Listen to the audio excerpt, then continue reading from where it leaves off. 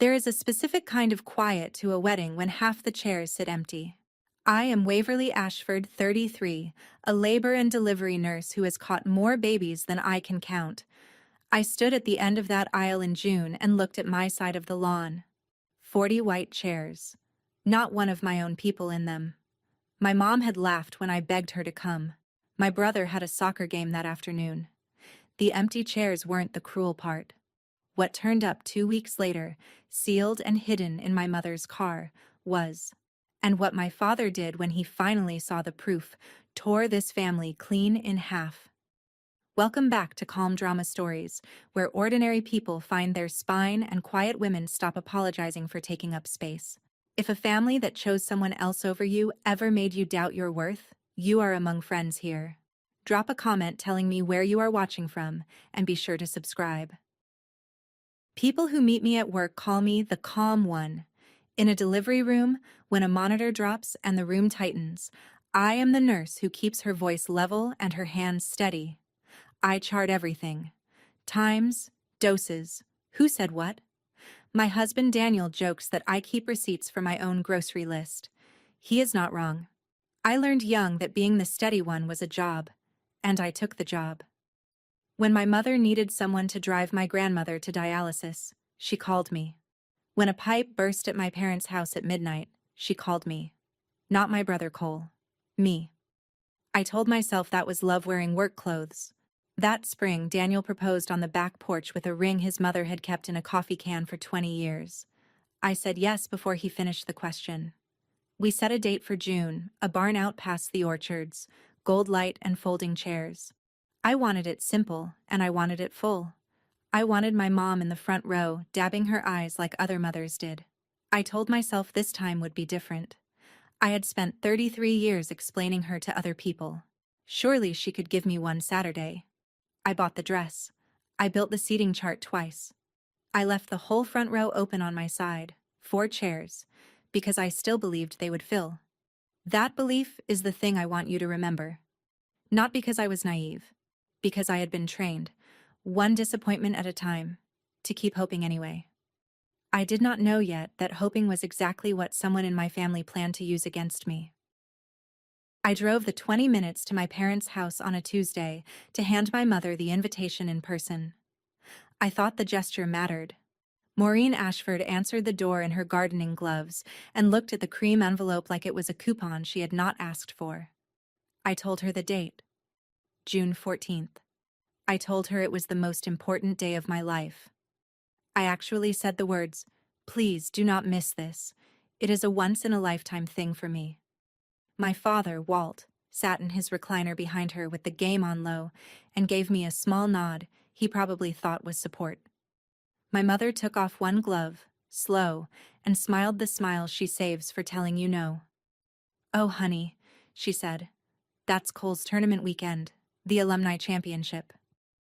I said the wedding had been booked for 8 months. She shrugged like the calendar was my fault. "Cole's game is more important. You'll understand when you have real responsibilities." There it was. The sentence I would hear in my sleep for the rest of that summer. She said it the way you'd mention the weather. Then she brightened, suddenly helpful, and reached for the box of invitations under my arm. "Let me mail those out for the family," she said. "Save you the postage. You've got enough on your plate." I almost cried with relief, if you can believe that. I handed her 40 sealed invitations addressed to aunts and cousins and my grandmother. I thanked her.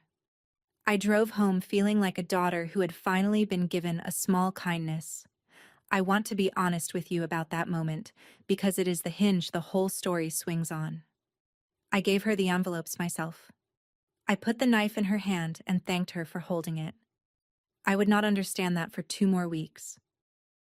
You should know this was not new. It had a 30-year track record.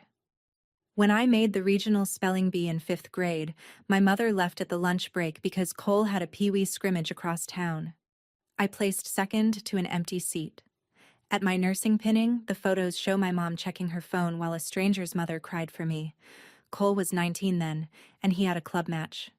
There was always a match. My brother is gifted. I will give him that. He had a wall of trophies and a knee that gave out at 20, and a mother who decided, somewhere along the way, that his light was the family's only light. I spent my childhood holding the flashlight. I told myself 100 kind stories about why. She was tired. She was stretched thin. She loved us the same, just differently. I was good at those stories. I had to be, because the alternative felt too cold to hold. Even that Tuesday, driving home, I built her another one. She is just bad at calendars. She means well. Here is the part I did not let myself see. Every time I excused her, I taught her the price of hurting me was 0. I kept the ledger balanced out of my own pocket. There was a feeling I had carried since I was 22, a quiet certainty that I was somehow not quite good enough, that the good things landed on Cole because he deserved them and skipped me because I did not. I had built a whole adult life around managing that feeling. I did not know yet that not good enough had not been a fact about me. It had been a decision someone made, on my behalf, a long time ago, and hid in a drawer. Daniel's family confused me, in the best way. The first time his mother, Patricia, met me, she hugged me like I was already hers, and asked about my 12-hour shifts like the answers mattered. The Mercers were loud at dinner. They interrupted each other. They saved the last roll for whoever looked hungriest.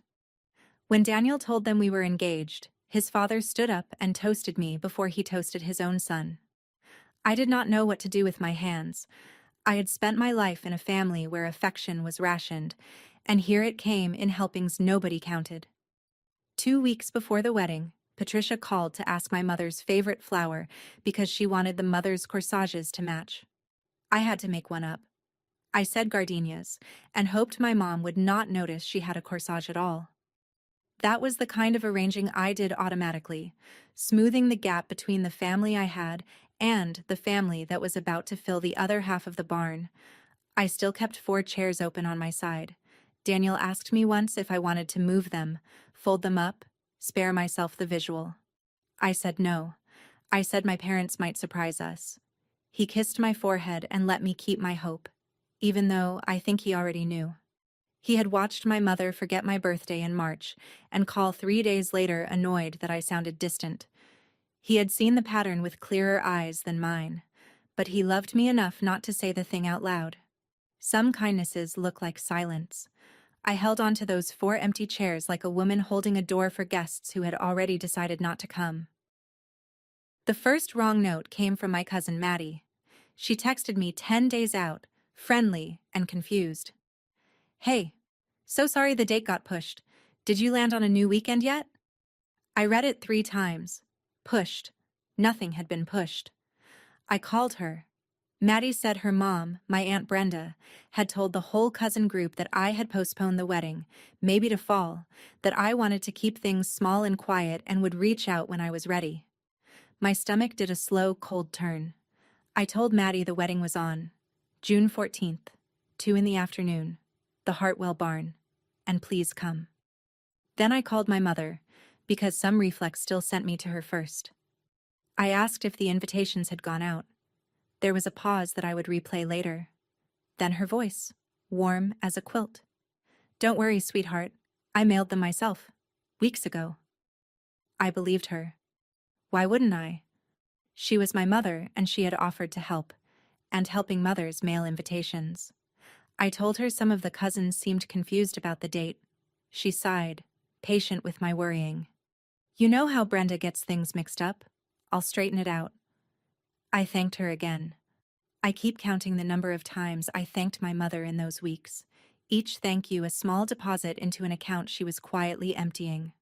I told myself the confusion was a misunderstanding between 2 older sisters who never could keep a story straight.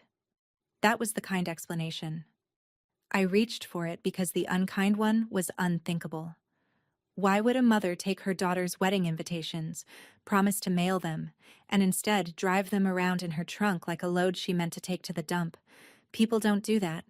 I was sure people don't do that. I did not just sit with the bad feeling. I am not built that way. The next morning, I pulled my own guest list and started calling the relatives myself, one by one, the way I work a unit when something feels off. Aunt Carol, 2 cousins, my mother's old neighbor who had known me since I wore braces. Half of them said the same strange thing. They had heard I wanted it private. They had been told, gently, by Brenda or by my mother, that Waverly was overwhelmed and please don't crowd her. She'll invite who she wants when she's ready. I told each of them the truth. I am not overwhelmed. I want you there. The address is the same. Please come. Some said they would. Some had already made other plans. A trip. A christening. The slot given away weeks ago when they were told they were not needed. I did everything a person can do with a phone, and 10 days. I corrected the record. I re-invited. I texted the barn address to a group of 40. What I could not do was unring a bell that had been rung quietly for a month while I was busy fitting a dress. The lie had a head start I could not close in time, and it had been told by the 2 people no one in that family would think to doubt. If you have ever called a relative back just to confirm you were still invited to your own life, you already know this exact feeling. Stay with me. It gets worse before it gets right. And it does get right. Comment, I see her if Waverly already sounds like someone you know. I made my calls. I told the truth.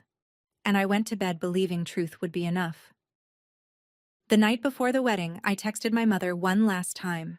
I kept it simple. The barn at 2. There's a seat in the front row with your name on it. I love you. I hit send and set the phone on the nightstand and tried to sleep in the little rented cabin with Daniel snoring soft beside me. At 11:40, the phone lit. A voicemail, not a text. My mother rarely left voicemails. I stepped onto the cold porch in bare feet and pressed play, and her voice came through low and clipped, the public quilt stripped off it. I listened to the whole thing once. Then I sat down on the step because my legs had stopped offering opinions. I did not cry, and I did not call back. I did one thing, the thing I always do. I pressed save. I labeled it with the date the way I label a chart. Then I sat in the dark a while longer and let the cold come up through the wood and into me, and I made a decision about the next day that had nothing to do with her. I will not tell you yet what she said on that recording. I could not have repeated it that night without my voice breaking, and you do not need it yet either. You need to know only this. I saved it. I am the woman who saves things. My whole life that habit had looked like anxiety, like a person who cannot relax, who keeps receipts for the grocery list. That night it became something else. It became the quiet click of a door that my mother did not hear closing, in a recording she did not know would outlive her version of the truth. The morning of the wedding came clear and warm, the kind of June day you would order if they let you. I checked my phone once while the stylist pinned my hair. Nothing from my mother. Nothing from my father. Nothing from Cole. There was, however, a post from my brother, a story from the tournament fields 2 counties over, his cleats in the grass and the caption, "Big day, let's go." Big day. I set the phone face down. I looked at myself in the mirror, a 33-year-old woman in her grandmother's pearls, and I had a conversation with my own reflection that I want to share with you, because it was the turn. I had 2 choices that morning. I could spend my wedding grieving the people in the empty chairs, or I could marry the man waiting in the barn and let my actual life begin. I chose the barn. I decided, standing there, that my family would not get to ruin a day they had not even bothered to attend. That decision did not erase the hurt. The hurt sat in my chest the whole afternoon, a low ache under the joy, the way a healing bruise sits under a sleeve. But I would not hand them the day on top of everything else they had taken. I picked up my flowers. I found my father's absence where his arm should have been and decided to walk myself down. And then Daniel's father knocked on the door of the bridal cabin in his good gray suit and asked if I would do him the honor of letting him walk me instead. I said yes before he finished the question. Again. Here is the thing about an empty half of a barn. Everyone sees it. The guests file in and they glance at the bride's side and they do the math without meaning to. I watched it happen from the side door, that little ripple of pity moving through Daniel's relatives as they realized no one was sitting for me. And then his mother, Patricia, did something I will carry to my grave. She stood up in the front row of the groom's side, in her gardenia corsage, and she turned to her whole loud family, and she said, loud enough to carry, "We're both sides today. Move on over." And they did. Aunts and uncles and cousins I had known for 2 years stood up and crossed the aisle and filled my empty chairs. They filled all 40. A man I had met twice sat in the seat I had saved for my father and gave me a thumbs up like he had been assigned the post. By the time the music started, there was not an empty chair on either side, and the only people who could tell which side was which were the two of us at the front. I walked down the aisle on Daniel's father's arm past 40 faces that had decided, without a meeting, to be my family for an hour. I cried then, finally, but not for the people who skipped it. I cried because I had spent my life believing love had to be earned in a currency I could never quite mint, and here was a barn full of people spending it on me for free. Daniel took my hands, and his were shaking more than mine. We said the words. We meant them. Somewhere 2 counties away a whistle blew, and a crowd cheered for my brother. I did not hear it. I was busy getting married. Our photographer was a young woman named Sasha, who worked weddings on weekends and posted the best moments to build her business. At the reception, she asked if she could share a few shots and a short video. I said sure, distracted, dancing with my new father-in-law to a song my own father never learned the words to. The clip she made was 30 seconds long. It opened on the empty bride's side, those 40 white chairs sitting alone in the gold light. And then it cut to Patricia standing and turning and saying, "We're both sides today." And then to the rush of strangers crossing the aisle to fill the seats. And it ended on my face as I came down on Daniel's father's arm. She set it to something soft.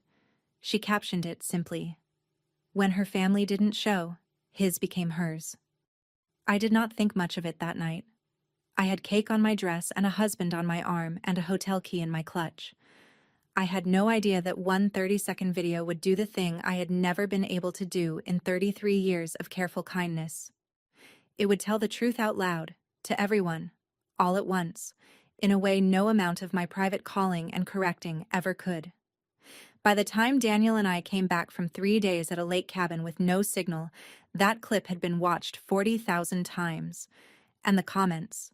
The comments were where my mother's whole careful house began, very quietly, to catch fire. I did not light the match. I want that on the record. I just got married, and a stranger with a camera told the truth, and the truth turned out to be flammable. The comments did what comments do. They asked questions out loud that families usually only whisper. Under Sasha's clip, strangers wept and cheered, but mixed in with them were names I recognized. My Aunt Carol wrote, "I had no idea this was even happening. I would have driven all night." A cousin wrote, "Wait, this was the wedding? We were told it got postponed." Another aunt, Maureen, said Waverly wanted it private. This breaks my heart. Each comment was a small public correction, and they stacked up under the video where anyone could scroll them, including the very people who had spread the lie.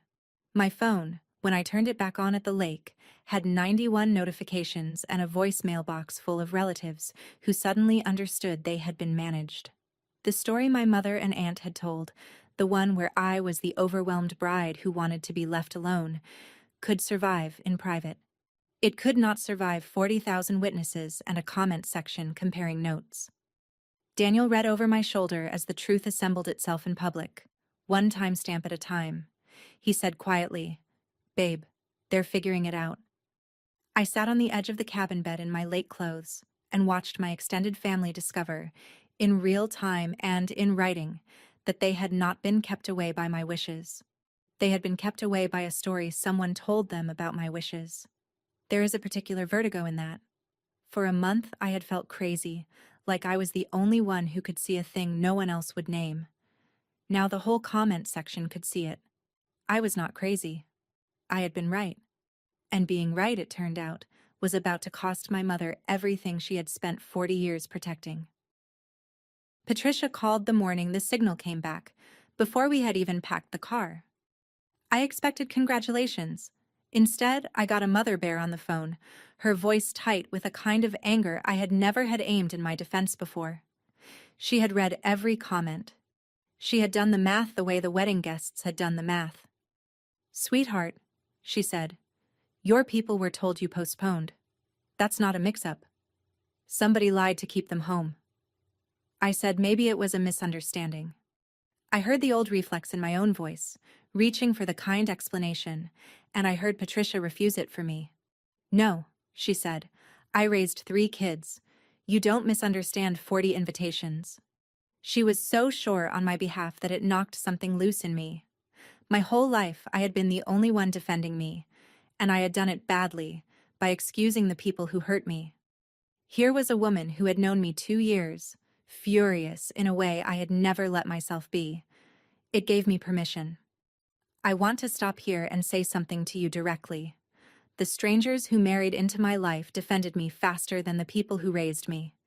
If you have ever had a chosen family love you louder than your blood, you know what a strange and healing thing that is. Tell me below if someone outside your bloodline ever stood up for you when your own people sat down.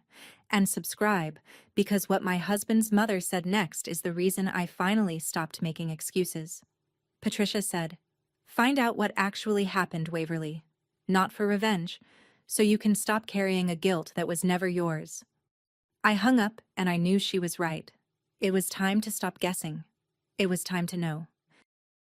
The proof came to me, but I want to be careful about how I say that, because I did not sit and wait for it. I had spent a week making calls and asking questions, and that week is why Maddie thought to do what she did. My cousin had borrowed my mother's car to move a dresser, because her own truck was in the shop. She was clearing the trunk to fit the dresser when she found a department store bag, heavy, shoved under the spare tire well. Inside were 40 cream envelopes, my handwriting on the front of each one. Aunt Carol, Uncle Pete, Nana Ruth, the cousins. Every name I had addressed at my kitchen table in April. Sealed, stamped, even. Never mailed. Maddie drove them straight to my house and set the bag on my counter without a word, and we both stood there looking at it like it was something pulled out of a river. 40 of them, still sealed. My own wedding invitations, riding around in my mother's trunk like trash she forgot to dump. I picked one up. The stamp was on it. She had even put the stamps on, which meant she had thought about mailing them, had gotten that far, and then had chosen, deliberately, not to. That detail is the one that ended the kind explanations forever. A woman who forgets does not stamp 40 envelopes and hide them under a spare tire. A woman who forgets does not look her daughter in the eye and say, "I mailed them myself, weeks ago." I set the envelope down very gently, the way you set down a newborn, and I felt something in my chest go from hot to cold and stay cold. This was no longer a feeling I had to defend to people who told me I was too sensitive. This was 40 pieces of paper. This was evidence. And I am, as I told you, a woman who knows exactly what to do with evidence. I did with my family what I do with a complicated patient. I built a chart. I sat at my kitchen table with the bag of envelopes and my phone and a legal pad, and I worked it like a case. Down one column, every relative who had been confused. Across the top, what they were told, who told them, and when. I called each one back. Not emotional now, just methodical, the nurse voice on. Aunt Carol forwarded me the text my mother had sent in early May. "Waverly's decided to postpone. Bless her heart. She's overwhelmed. Let's give her space and not bring it up." Time-stamped 3 weeks before the wedding, I was actively planning. A cousin forwarded a message from Brenda. "Don't RSVP, hon. It's on hold. Maureen will let us know." I lined the screenshots up next to the sealed envelopes, and the picture got very clear and very ugly. This was not one bad moment. This was a campaign. It had a sender, a relay, and a timeline, and every piece of it was now sitting on my kitchen table in my own handwriting and theirs. I did not feel triumphant. I felt strangely calm, the way I feel when a chaotic delivery finally organizes itself into something I can manage. For 33 years, my mother's version of me had floated free, unanswerable, because she only ever told it to one person at a time, where it could not be checked. Now I had it in writing, in stamps, In timestamps. I made copies. Of course I made copies. I put the originals in a folder and the folder in a drawer, and then I sat back and asked myself the only question left. Not whether she did it. I knew that now. The question was why a mother would do this to a daughter, and that answer was older than the wedding. Two things came clear that week, and they pointed in different directions. The first was Brenda. My aunt had been the relay, the one who carried my mother's story out to the cousins so it would not all trace back to one voice. When I called Brenda directly, she got defensive fast, then weepy, then defensive again. I only repeated what your mother told me, she said. She's my big sister. Why would she lie about her own daughter's wedding? There it was, the whole engine of it. Nobody questioned Maureen, because questioning Maureen was unthinkable, and she knew it, and she used it. Brenda had spent her life half a step behind her older sister, in her debt for some loan or favor decades old, and she paid that debt in loyalty she never thought to examine. The second thing pointed the other way, toward my father. When I gently asked relatives what Walt had said, they all reported the same thing. He had told people, sincerely, that I had wanted my parents to come to Cole's championship, that I had said I understood, that I had given my blessing for them to miss the wedding. My father was not covering for my mother. He believed it. He had been told a version where his daughter had released him from her own wedding, and he had been sad about it, but had taken her at her word.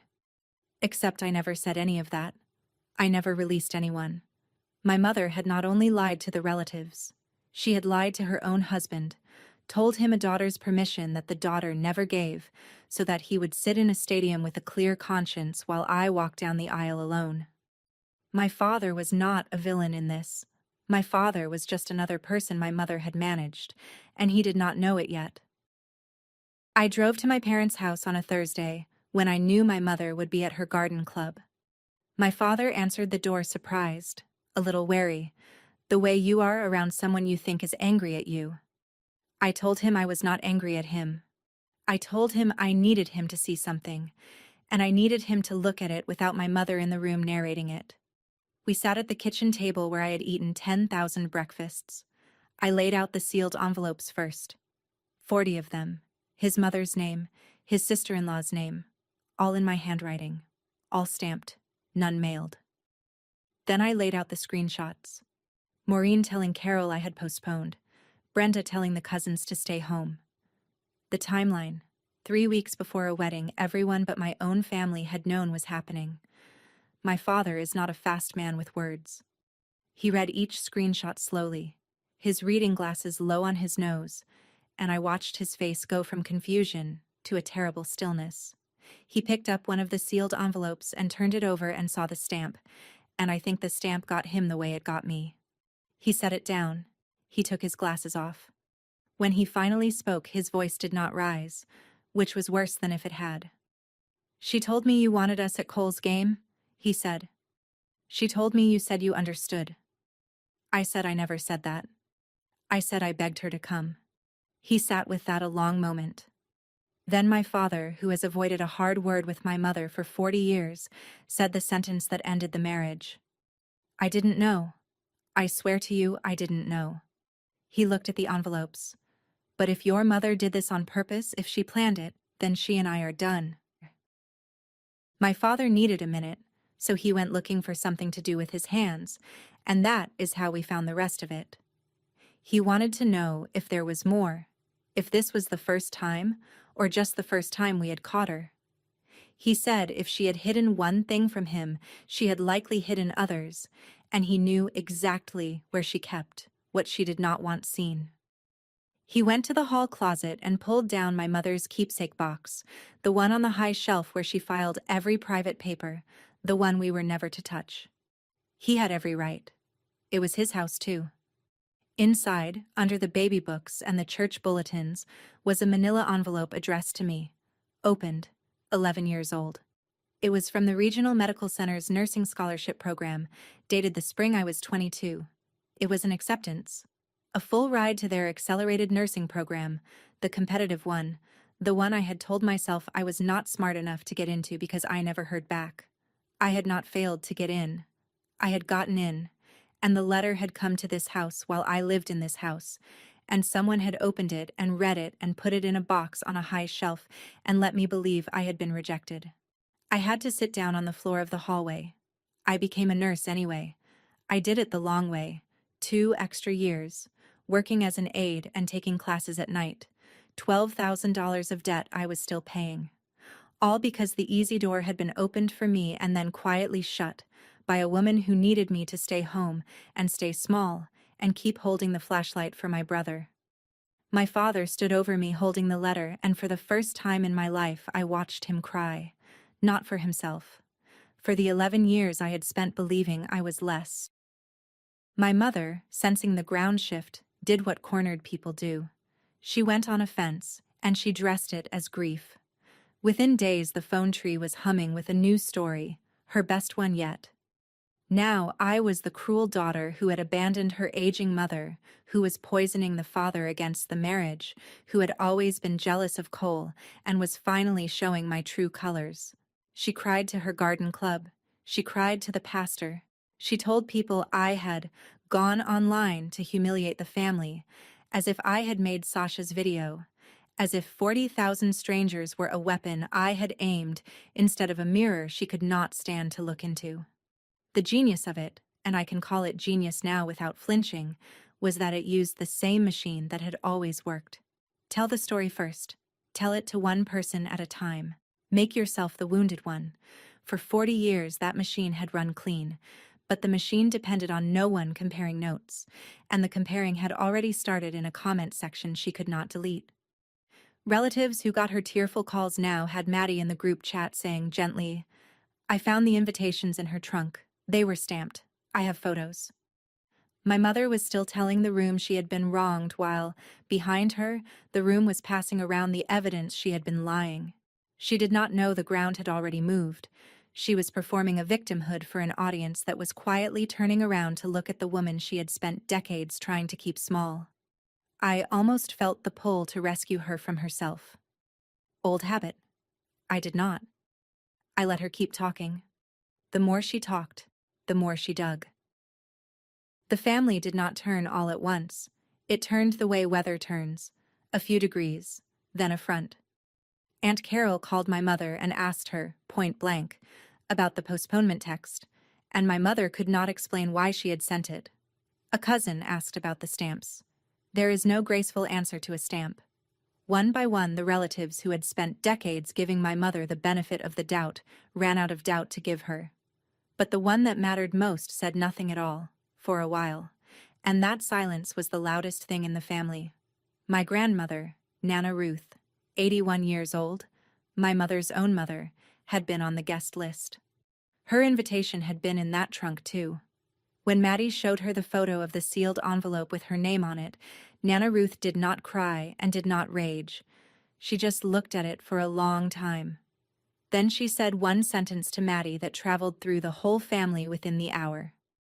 "I have buried a husband and 2 friends this year, and I would have crawled to that barn." Nana Ruth is the only person on earth my mother has ever feared. Maureen spent her whole life performing for her mother, being the good daughter, the capable one, the one who had it together. And now Nana Ruth knew. Not a rumor, not a version, a stamped envelope with her own name on it, found in her daughter's trunk. The matriarch had seen the truth, and everyone knew she had seen it, and that changed the math of the entire family. My mother had built her authority on being the one Nana Ruth trusted. That foundation had just cracked straight down the middle. Cole called me, finally, and he came in hot. My brother is not a cruel man, just a comfortable one, raised in a warm spot and never asked to feel the cold the rest of us stood in. He told me I was breaking up the family. He told me I was making Mom miserable over a scheduling thing. He said, "It was one weekend, Wave. You're really going to torch everything over one weekend?" I let him run out of steam. Then I asked him a simple question. I asked him when he thought my wedding had been. There was a pause. He said, confused, "Mom said it was a courthouse thing. Small. Sometime in the fall. She said you didn't want a big deal." I told him the date. June 14th, the same Saturday as his alumni championship. A real wedding, a barn, a dress, 40 empty chairs. I heard my brother go quiet in a way I had never heard him go quiet. Because here is the thing I realized while he sat there breathing on the other end of the line. Cole had not chosen his game over my wedding. He had never been given the choice. My mother had told him there was no wedding to miss. She had managed him too, just in a kinder-sounding direction, so that her golden boy would never have to know he had skipped his sister's wedding for a trophy. She had stolen the day from me and stolen the truth from him, to protect the version of herself she liked best. Cole said, very low. She told me it was months away. He said it twice, like he was checking it for cracks. I did not comfort him. But I did not twist the knife either. He was not the architect. He was just another room in the house she built on lies. Everyone wanted to know what I was going to do, Daniel asked. Patricia asked. Some part of the family clearly hoped I would do something loud, a lawsuit, a takedown video, a screaming match on the front lawn they could watch through the curtains. I understood the appeal. I had 11 years of stolen schooling and a wedding aisle of empty chairs and a saved voicemail I still could not listen to twice. I had every reason to burn it all down. But I am not in the business of burning. I am in the business of truth. And I had learned, finally, the difference between the two. My mother's whole power had always come from one trick. She told her story in private, to one person at a time, where no one could check it against anyone else's. Every harm she ever did to me survived because it lived in separate rooms that never compared notes. So I would not fight her with her own weapon. I would not lie about her, or spin her, or whisper a counter-story into separate ears. I would do the one thing her entire scheme could not survive. I would put everyone in the same room and let the truth be checked out loud in front of all of them, at once. Her birthday was in 3 weeks. Her 62nd, the big backyard party she threw for herself every year, the one where the whole family gathered and she sat at the head of the table and received her due. She was still planning it, still expecting her court to assemble. I decided to let it assemble, not to ruin her party, to return to 40 people in one room the truth she had spent a month and a lifetime taking from them privately. Lies need separate rooms. The truth only needs everyone in the same one. I started making calls. I planned it the way I plan everything, carefully and without drama. I did not need a scene. I needed the right people present and the truth organized so it could not be wriggled out of. I called the relatives who had been lied to and made sure they would be there, not by telling them my plan, just by saying I hoped to see them at Mom's party and that it mattered to me. I made sure my father would come, though he and my mother were barely speaking by then, and he was staying at his brother's. I asked Maddie to bring the photos she had taken of the envelopes in the trunk, just in case. I made a clean folder, the 40 sealed invitations, the screenshots, printed and dated. The scholarship letter, 11 years old, with its postmark. I was not going to wave them around like a prosecutor. I was going to set them down, quietly, where people could see, and let the objects do what objects do. They do not get flustered. They do not cry. They cannot be told they are too sensitive.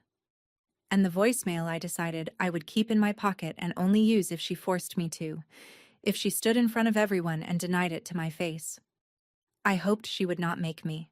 I genuinely did. The night before the party, Daniel sat with me at the table while I squared the edges of the folder for the 3rd time, and he asked if I was sure. I told him I was not doing it to destroy her. I said it slow, so I would believe it. I'm doing it so I stop being a lie people tell each other. I want my own story back. That's all. He took my hand. He said, "Okay, let's go get it." I barely slept, and the not sleeping was familiar.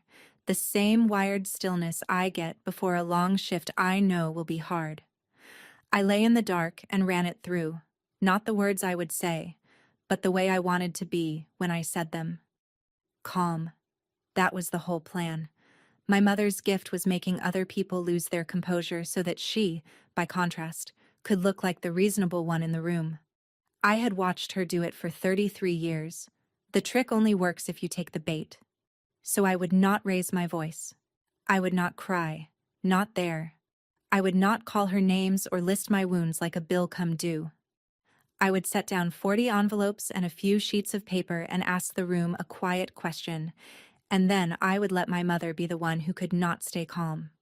The power of the thing depended entirely on me being exactly who she had always told everyone I was not. Steady, trustworthy. The kind of woman whose plain account you believe because she has never once given you a reason not to. Toward morning, I finally understood something that let me rest. I was not nervous about whether the family would believe me. The envelopes had already done that work. I was nervous about a smaller, older thing. For my whole life, walking into my mother's house had meant becoming smaller, quieter, more careful. Tomorrow, I would walk in at full size and not shrink for the first time in my life. That was the real test. Not whether I could expose her, whether I could stand in her kitchen and stay myself. I closed my eyes. Morning came. My mother's backyard looked the way it always looked for her birthday, which is to say, it looked like a woman trying very hard to be celebrated. String lights between the maples, a long table with her good cloth, a sheet cake from the bakery that does the church weddings, her name in blue icing.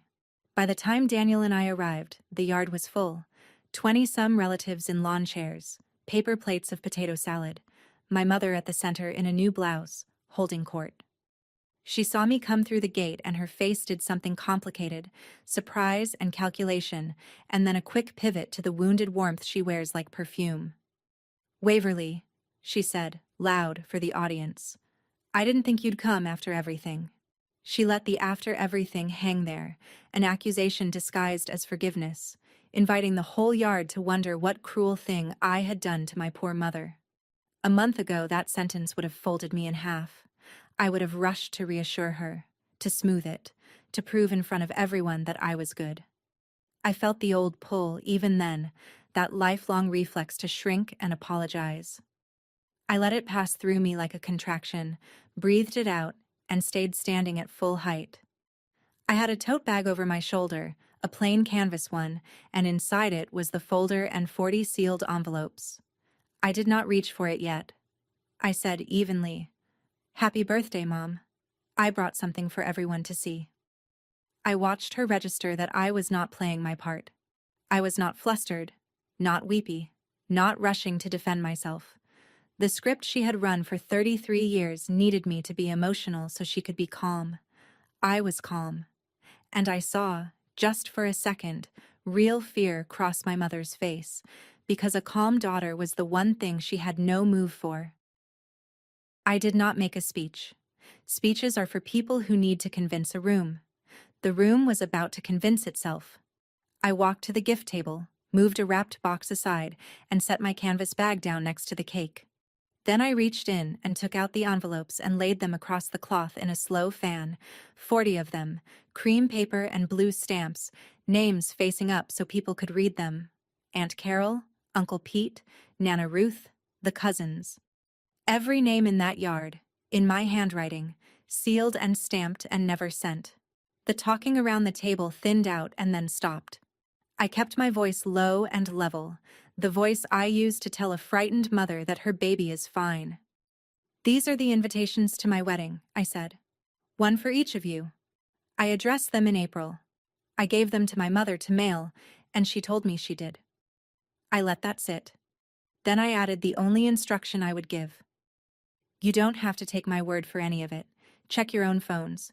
Look at what you were told about that day, and who told you, and when." And that was the masterstroke of doing it her way in reverse, because they did. Right there, 20 relatives looked down at their own phones, scrolled their own texts, and read, in my mother's own words and Brenda's, the postponement that never happened. I did not have to accuse anyone. I just put everyone in the same room and let them compare the notes my mother had spent a lifetime keeping in separate drawers. Aunt Carol made a small sound and put her hand over her mouth. A cousin turned his phone toward the man beside him. "Nana Ruth, in the good chair they always saved for her, picked up the envelope with her own name on it and held it in two hands and looked at her daughter across the yard. Nobody was looking at me anymore. Everybody was looking at Maureen. My mother did the only thing left to a person whose private stories have all been brought into the same room. She exploded. The warm, wounded perfume burned right off her, and what was underneath came out in a voice the neighbors could hear. "How dare you?" she said, and she was up out of her chair now, pointing at me across her own birthday cake. "You ungrateful, jealous girl. You have always been jealous of your brother. You could never just be happy for him." The relatives went still. This was not the Maureen they had been handed for 40 years, the patient martyr with the sad, soft voice. This was the other one, the one no one, only I, had ever seen, the one no one believed existed because she only ever came out when we were alone. "I gave my whole life to this family," she shouted, "and this is what I get, ambushed at my own party." Brenda stood up to help her, started to say something about a misunderstanding, and a cousin simply held up his phone and read Brenda's own text out loud, the one telling everyone not to RSVP. Brenda sat back down, and my mother, cornered, reached for the oldest weapon she had, the sentence she had used on me 100 times in private, and she used it now in front of everyone without understanding what it would cost her. "I did what was best for this family," she said. "Cole's game was more important. You'll understand when you finally have some real responsibilities of your own." There it was, said out loud in front of the whole yard, the exact sentence she had told me at her front door. I watched 20 faces hear it and understand, all at once, that it was true. She had said it. She meant it. I had not exaggerated a thing. I never raised my voice. I did not have to. She was doing all the raising for both of us, and every word made her smaller. Then she made her mistake. Maybe she saw the faces turning and panicked, because she swung to outright denial, the thing I had hoped she would not force. "I never said your wedding was cancelled," she announced to the yard. "I never told anyone that. She's twisting all of it. I would never say a cruel thing to my own daughter." She looked around for the nod she had always gotten. They did not come. And so I took my phone out of my pocket, the only time I touched it all afternoon, and I said quietly, "Mom, please don't make me do this." She lifted her chin. "Do what?" So I pressed play, and I turned the volume up, and my mother's own voice came out of my hand into the silent yard, the voicemail from the night before my wedding, 11:40 at night, the public quilt stripped off it. "Don't bother sending me that little reminder," her recorded voice said, cold and clear. "Don't expect any of us. I made sure of that. You want to play princess in a barn, you do it alone. This family has one star Waverly, and it was never you." The recording ended. Nobody breathed. It is one thing to read a text. It is another to hear your matriarch's true voice say 1 star and it was never you about her own daughter, at midnight, on purpose. Nana Ruth rose from her chair, slow, 81 years old, and she did not look at me. She looked at my mother and she said, "Maureen, what did you do?" Just that. My father stepped out of the back of the crowd where I had not even seen him standing, and he crossed the whole yard and he came and stood beside me, his shoulder against mine, a wall finally on my side. And Cole, my brother, the golden boy, went white as the tablecloth and said into the awful quiet, "Mom, you told me it was months away. You told me there was nothing to miss." It did not end in screaming. It ended in people quietly gathering their things. That is how these things really end. Not with a slap, but with a yard slowly emptying of everyone who came to celebrate a woman they no longer recognized. Nana Ruth asked Maddie to drive her home and did not say goodbye to her daughter. Aunt Carol hugged me on the way out and whispered that she was sorry. She should have driven over and knocked instead of believing a text, and I told her it was not her fault. The lie was built to be believed. My father did not go back into that house. He had already moved his things to my uncle's the week before, and standing in the yard that evening he told me, plainly, that he was filing. 40 years. And the stamps were what did it. he said, because a person can forgive a temper, but not a plan. Brenda left without a word, and the cousins stopped returning her calls within the month. My mother stood alone by her own cake under the string lights, 62 years old, in a new blouse, at a party that had walked out on her. I did not gloat. I want to tell you I felt triumph, but mostly I felt the strange flat quiet that comes after a hard delivery, when the danger has passed and you are just tired and clear. The scholarship letter, my father insisted, I should keep. I framed it, 11 years late, and hung it in the hallway of the house Daniel and I share, not as a wound, but as a record. I got into that program. Somebody hid it. I became a nurse anyway. All three of those things are true, and now they hang on a wall where I can see them and stop arguing with the first one. I did not cut my whole family off. That is the part people expect. The clean, dramatic exile. And it is not what I did. I just stopped being the person who held everyone else's lies in careful balance. My door is open to my father, who learned the truth and chose it the moment he had it. It is open to Nana Ruth, to Maddie, to the aunts who apologized and meant it. It is open, cautiously, to Cole, who has called twice now, awkward and sincere, trying to figure out who he is without our mother arranging the furniture of his life. It is not open to my mother. Not out of revenge, out of arithmetic. She has never once, not at the party, not since, said the words, I am sorry, I was wrong, without folding an excuse inside them. Until she can, I am not available to be made small again. That is the whole boundary. I am not punishing her. I am just no longer volunteering to be the daughter in her story instead of the woman in mine. There is a difference. And it took me 33 years and 40 sealed envelopes to learn it. If there is one thing I want you to take from a yard full of string lights and a cake nobody ate, it is this: you are not required to set yourself on fire to keep warm the people who only ever wanted you smaller. That is how a stack of sealed invitations ended a 40-year lie. The empty chairs, the stamps in the trunk, 1 star, and it was never me. If someone in your life keeps you small by telling your story in rooms you are not in, stop mailing them your worth and let the truth stand in the open where it cannot be twisted. Share this with the person who needs to hear it. Tell me your story in the comments and subscribe.